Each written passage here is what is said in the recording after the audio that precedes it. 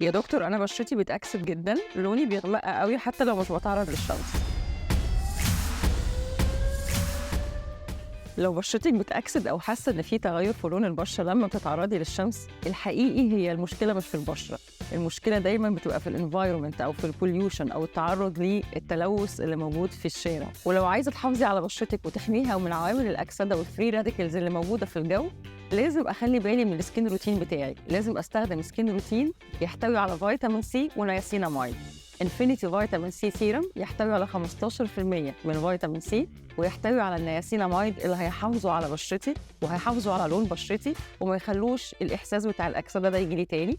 في نفس الوقت لازم استخدم مالتي فيتامينز، سيستميك مالتي فيتامينز، انفينيتي مايوفيتا اللي بتحتوي على فيتامين سي واي واي اللي هي مضادات اكسده، هتحافظ على بشرتك من الاكسده وهتحافظ على بشرتك من التصبغ. وفي نفس الوقت هي عباره عن جامز سهله البلع، وكل ده موجود في انفينيتي بايوفيتا مالتي فيتامين.